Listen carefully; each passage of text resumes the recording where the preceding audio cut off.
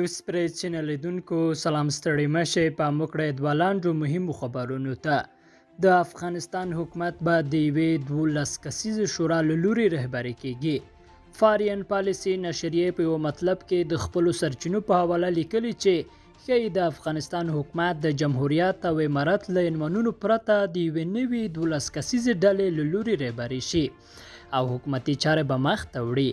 نشریه لیکلي چې د دې شورا د غړیتوب لپاره تر دې دمه ملا برادر، ملا یعقوب، خلیل الرحمن حقانی، پخوانی ولسمشر حامد کرزی، ډاکټر عبدالله حنیف اتمر او ګلبدین حکمتیار انتخاب شوي دي او د پاتې نورو کسانو د انتخاب لپاره بحثونه روان دي. دغه نشریه همدارس لیکلي چې عطا محمد نور او عبدالرشید دوستم ته په دې شورا کې غړیتوب نه ورکول کیږي. دا راپورونه داسې مهال خپریږي چې طالبان هم وایي د یوه ټول شموله حکومت د جوړولو لپاره لا هم خبرې او بحثونه روان دي. او قریشي وایي نړیواله ټولنه د له طالبانو سره خبرې پیل کړي.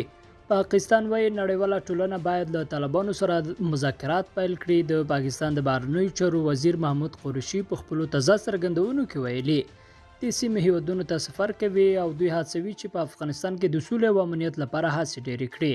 قریشي وایي نړیوالې ټولنې ته پکار ده چې اوس له طالبانو سره مذاکرات پیل کړي او په دغه هیواد کې افغانانو ته د منلو وړ نظام په جوړولو کې همکاري وکړي.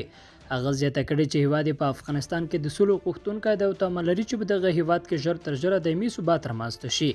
قریشي وایي ترکمنستان، ازبکستان، ایران او د سیمې نورو هیوادونو ته هم سفر کوي څو دوی وهڅوي چې په افغان سوله کې خپله همکاري ډېره کړي.